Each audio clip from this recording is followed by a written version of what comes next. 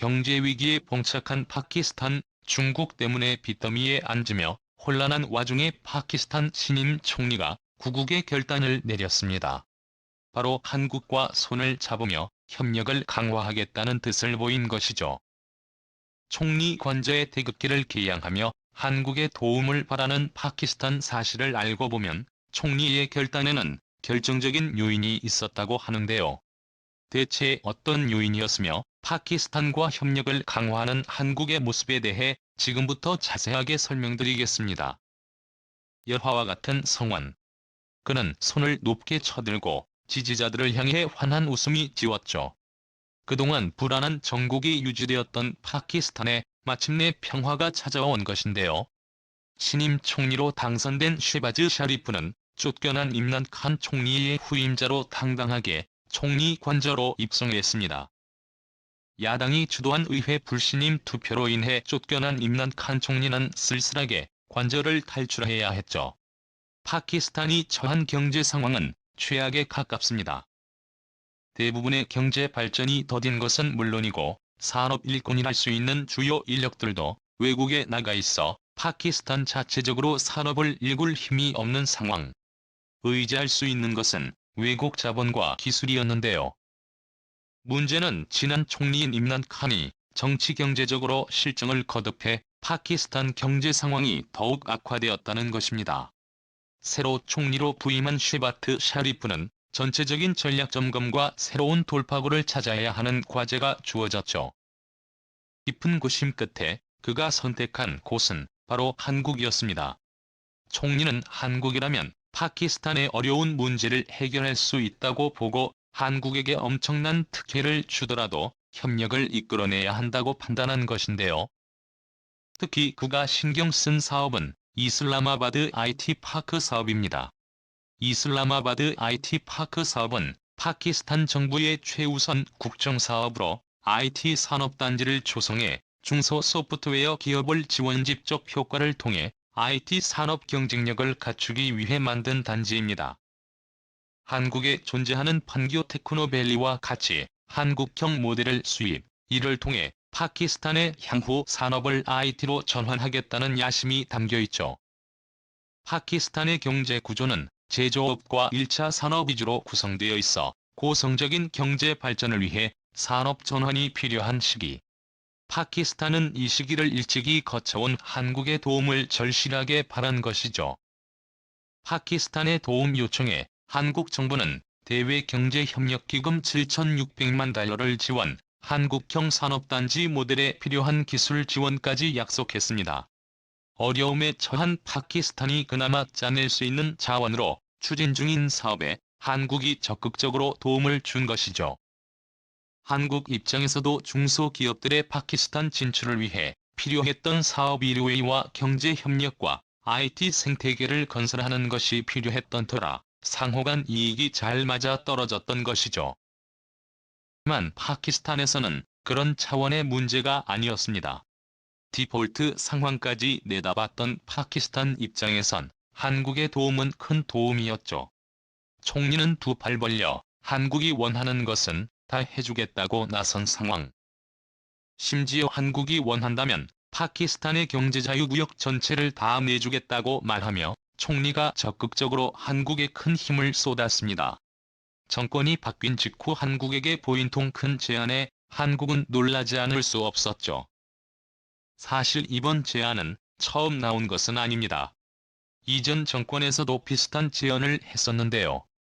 압둘라작 다우드 파키스탄 상무장관이 방한했을 때 그는 자유무역 협정과 더불어 경제자유구역 전체를 내주겠다고 이미 한국에게 제안한 바 있었기 때문이죠. 중국에게 돈을 빌리면서 정부 부채를 갚아야 했던 파키스탄 입장에서 한국의 과감한 결정에 눈물을 흘리지 않을 수 없었습니다. 지난 총리인 임란 칸 정부는 친중 정부였기 때문에 각종 이권을 중국에 넘기며 자신 정권을 유지하는 데 집중했는데요. 그 덕분에 파키스탄은 위기를 여러 차례 맞이할 수밖에 없었습니다. 어떻게든 중국과 거리를 두고 벗어나려고 해도 이미 갚아야 하는 빚이 많은 가운데 중국과 좋든 싫든 같이 움직일 수밖에 없었던 현실이었습니다.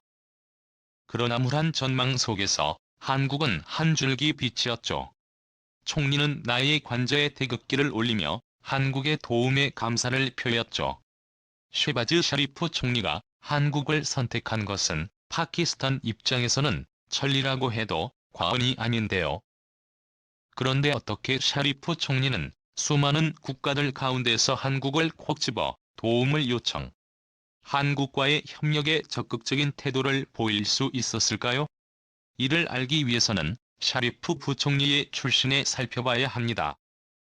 샤리프 총리는 펀자브주의 주도 라호르의 철강 재벌 가문 출신입니다. 파키스탄에서 3번의 총리직을 역임한 나와즈 샤리프의 동생이기도 하는데요.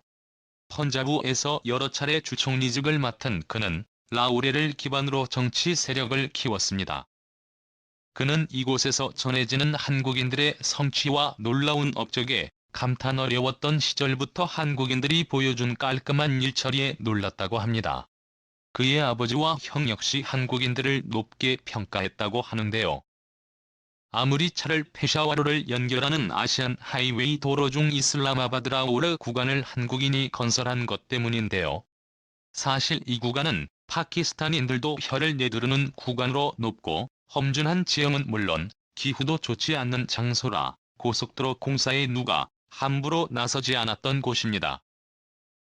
그러나 이 어려운 곳을 한국의 대우건설이 맡아 개통에 성공한 곳입니다. 1957년 11월에 개통한 이 도로는 지금까지도 현지인들이 애용하는 도로로 큰 이상 없이 주민들의 교통로가 되었는데요. 완공 당시였던 1997년 이곳은 단일 업체가 시공한 고속도로로는 세계 최대 규모를 자랑했으며 공사비만 101억 달러에 달했습니다. 이슬라마바드 라오르 구간의 길이만 해도 357km에 달하는 긴 길이 외국 기업이 이 구간을 제대로 완공하는 것에는 사실 엄청난 어려움이 있었습니다. 지인들의 비협조적인 태도와 무더위가 큰 방해 요소였죠. 그러나 뚝심 있게 이를 완성했고 2012년까지도 아무 문제 없는 도로가 되었습니다. M2라는 별칭으로 불린 이 구간은 파키스탄의 모범이 되었는데요. 오랜 시간이 지나도 변색되거나 망가지지 않는 도로를 보고는 파키스탄인들도 비슷하게 이슬라마바드 페샤와르 구간인 M1 구간을 파키스탄인들만의 힘으로 완공하고자 했습니다. 문제는 한국인처럼 완벽하게 고속도로를 만들 수 없었죠. 결국 외모는 M2 구간과 비교 나갈 수밖에 없었죠. 파키스탄의 심장부를 관통하는 도로를 한국이 완공하자 파키스탄에서는 한국인이라면 믿어도 된다는 인식이 생겼죠. 도로를 건설했던 대우는 라오르를 거점으로 운송사업 도시죠. 대우 익스프레스를 세우며 본격 운송업에 뛰어들었고 다른 파키스탄 버스 업체와의 경쟁에서 압도적인 우위를 차지해 지금까지도 주민들이 이용하는 믿을만한 업체로 성장했습니다. 한국 차량과 한국 서비스에 반한 파키스탄인들은 한번 대우 익스프레스를 타고 나면 다른 서비스를 하는 게 어렵다고 할 정도였죠. 대우 익스프레스가 운영하는 이 휴게소에는 태극기가 걸려 있어 파키스탄인들이 태극기를 보고 지나가야 하는 곳이기도 합니다. 파키스탄인들은 한국과 내적 친밀감을 유지하며 한국을 환영했습니다. 이후 삼성과 LG 등 대기업들이 파키스탄에 진출했을 때도 파키스탄에 아무 저항 없이 정착할 수 있는 기반이 되었습니다. 한국 브랜드라는 것만으로도 사람들이 좋아했기 때문이죠. 라오르에서 사업을 했던 샤리프 총리는 이러한 역사를 잘 알고 있었고 한국이라면 믿을 수 있다는 판단을 한 것입니다. 그리고 그 결단은 정확하게 맞아떨어진 것이죠. 파키스탄과 한국은 이외에도 그린에너지 사업과 차량 부품 사업에도 협력을 강화하고 있으며 최근 진행하는 발전 사업에도 한국에게 손을 내밀었습니다. 파키스탄 카이버 파크툰크 주정부와 한국 수력원자력이 로저스 파카 수력 발전 사업과 관련 지분 논의를 하며 본격적으로 댐 사업에 대해 논의를 진행 중에 있는데요.